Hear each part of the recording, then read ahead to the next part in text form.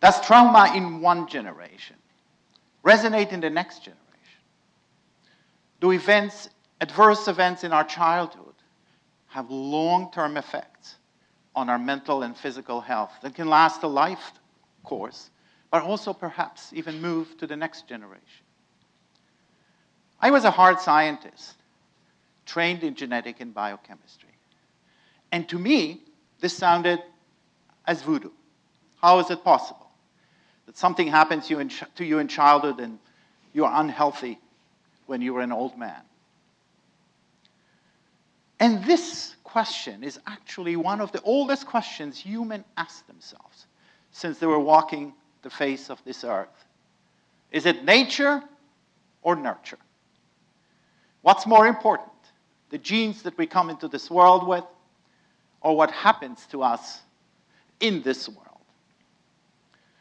The dramatic advances in genetics in the last 50, 60 years have hands down nature winning this battle.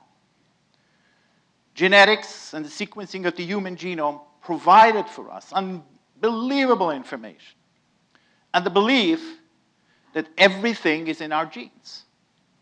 We're born with these genes that will define whether we're aggressive or not, when we will die, and how we will live our lives. But as genetics was advancing, in the middle of the previous century, a British scientist called Conrad Waddington, he asked the question, how is it possible that the same DNA that we have in every cell in our body can do so many different things? You look at your eye, your heart, your brain, your lungs, they're all different. They all have the same DNA. How is it possible? And he coined the term epigenetics. He said something must be happening to genes that is beyond the genes, which epi means. But he had no idea what it is. But 50, 60 years of research have unraveled the details of that machinery that programs our genes, which we call epigenetics. Let's imagine that our DNA is a mini computer, like your cell phone. And if you look at your cell phone, it has two basic components. One, is it Android or iOS? That's the operating system. That's the genetics. But then smart programmers can take that operating system and write millions of different apps. That's epigenetic. It's the software that runs our mini computers in our body. And what happens when the baby is developing in the womb of his or her mother, this software is written. But when I was a student and I started working on that, we all believed that all humans have the same software. And as we were born, that's it. It's all solid. Nothing changes that. And then as I started my career and focused on understanding cancer, I discovered that that software goes so wrong in cancer. It changes so much, suggesting that the software could change. But it's still cancer. It's different. It's not maternal love. And then one day, serendipitously, I find myself in Madrid listening to a talk of a fellow scientist at McGill, Michael Maney, who I never met because universities are built in a way that you never meet your colleagues unless you are in a random place.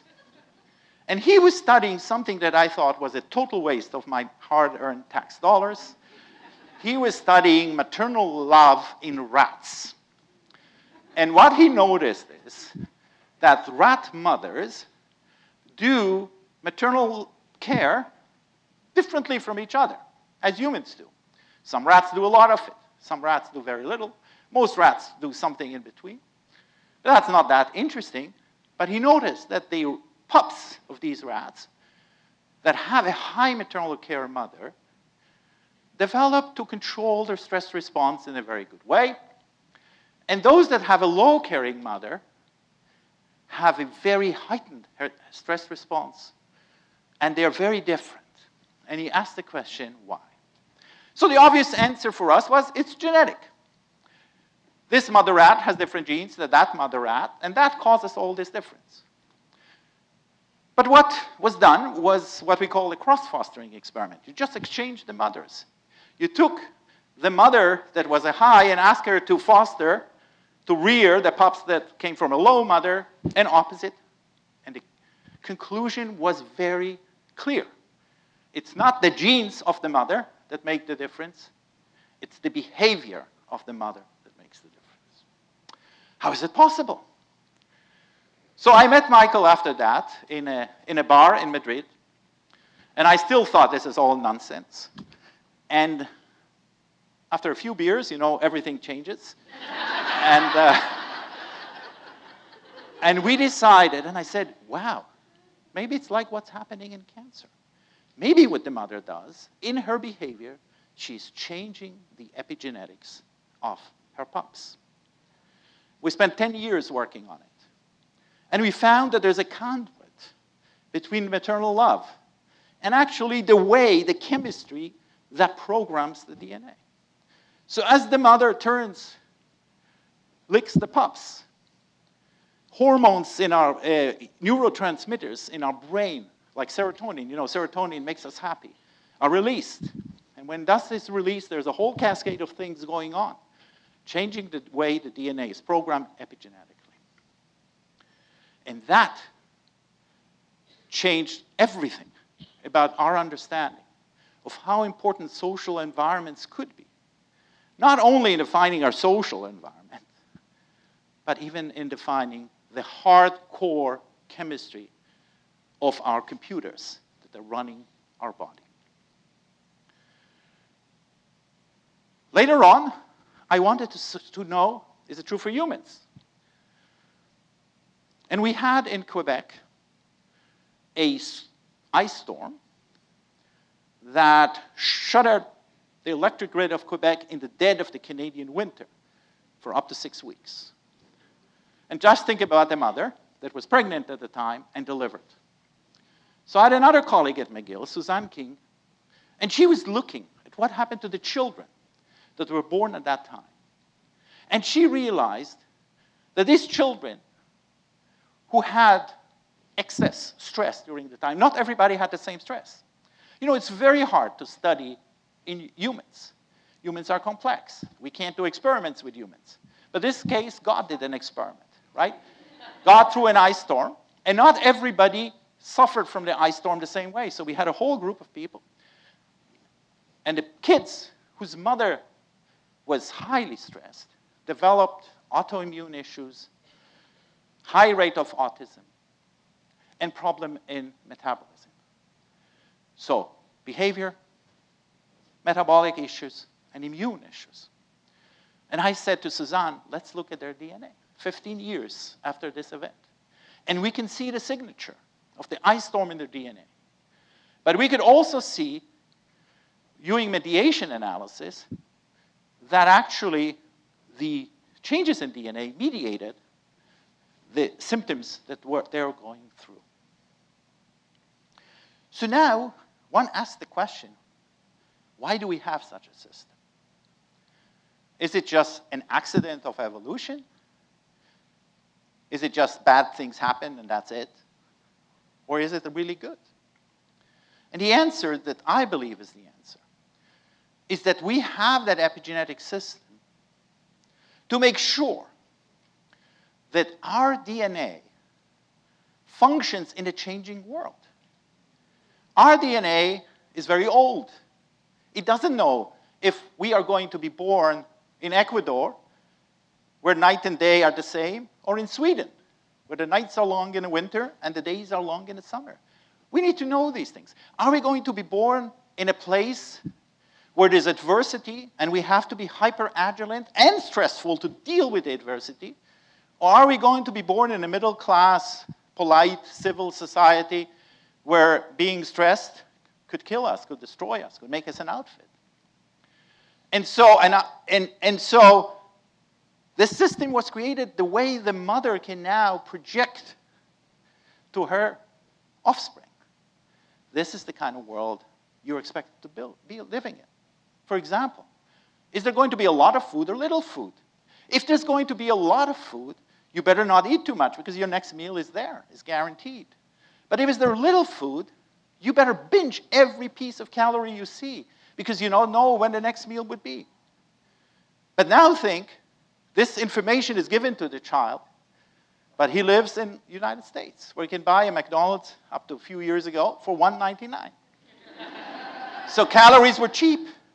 So that programming, which was supposed to protect the child from famine, is actually causing cardiovascular problems. And you can think the same about anything else. Being aggressive. If you're born in the jungle, you better be aggressive, because otherwise you become prey. You'll become dinner of some animal. But if you walk in an upper-class neighborhood in the United States, being aggressive could cause you a lot of trouble. And so you can see that this system was built for the good. It was built to prepare our DNA to the world, but sometimes things change. And what happens when adversity hits, when you're young, it sends that signal. And then later in life, you're not anymore in an adverse event, but you still feel that you are in the jungle. And that causes you trouble later on. So once we understand that, let's think about another thing. How many times people told you, you know, I'm 85 years old, but I feel much younger? And vice versa. People who are 50 and they tell you that they feel much older. They're not wrong. Because what we learn is also that how we age and how long we live is also epigenetically programmed. We have a clock in our DNA that ticks from the birth to death. On an average, it moves around 80-something years, like the average lifespan of humans. Some humans die after 1 month. Others die at 100 and 120. So what happens, the pace at which this epigenetic clock is moving tells us a lot about where we are. And we asked the question with our colleagues, looking at children of Holocaust survivors. Could we see in the way their biological clock is moving the Holocaust experience of their parents? And we found that children of Holocaust survivors, their biological clock moves at a higher pace than controls. Trauma of their parents has now changed the way the children, body, physical DNA is moving. What is the lesson that this is telling us? You know, determinism is great, right? Because you have no responsibility.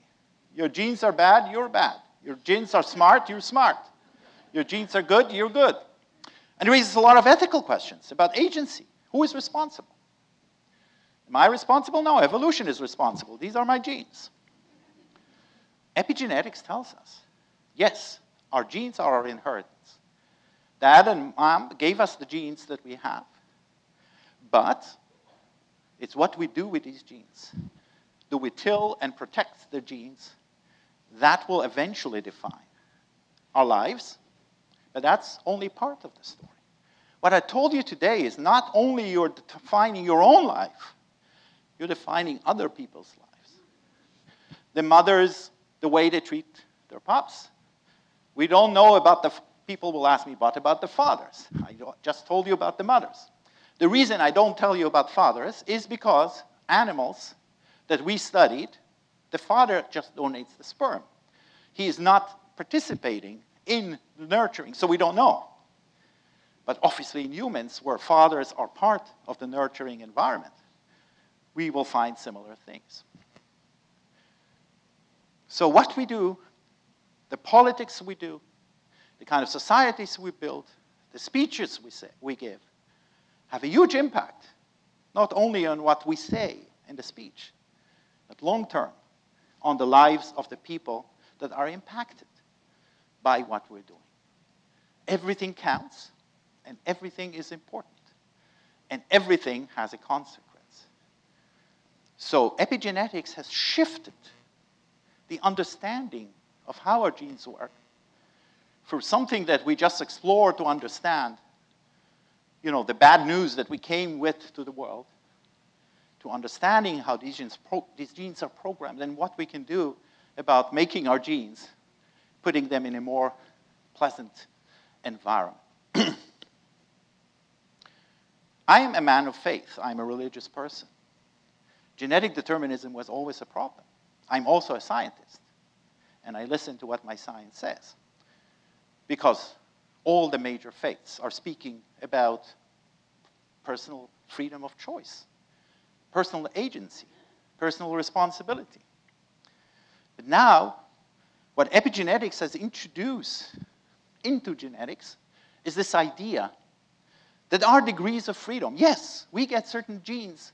Some of us come with blue eyes, and some of us would come with brown eyes, and there's nothing much we can do about it. But there's a lot that we can still do. And that freedom, these degrees of freedom, this little window of opportunity for us to work with our genes, to affect how society functions, is an important implication of epigenetics. The other one is the value of family, community, and social cohesion. Because all these damages that are caused to our epigenetic programming are because of failed societies, failed families, failed social cohesion. All these values are values that all the major faiths are promoting. We worship together as a family and as a community. We build societies of responsibility. And now we understand that all these things are good not only theologically good, they are good also for our genes. And to summarize what I was talking to you today, we inherit genes from our parents. These genes were inherited from our ancestors. There's not much we can do about that. However, these genes are programmed. And the way we live our lives, the way our parents deal with us, the way we'll deal with others, changes the way the genes are programmed. And that's where we have our degrees of freedom and our degrees of responsibility. So if the question is, can trauma resonate in the next generation? Of course. And it could do it by two separate mechanisms. One mechanism is because people who were traumatized will also behave differently than people who were not traumatized. And that behavior can program the genes of the children and the people around us. The other one is the possibility that not only our brain is changed, but also our germline is changed through trauma, and we pass these things. We are responsible to avoid these situations of trauma, because what we're doing is not affecting just ourselves or the people around us, but generations to come, and people who are very distant from us. It's our genes that we got as a gift to worship and to tell, to make sure that we build a society that takes the best advantage of the gifts that we have been given and avoids the dangers that happen with misbehavior, because every misbehavior has a consequence. And a consequence is not only what we see, but it's a long-term consequence. Thank you very much.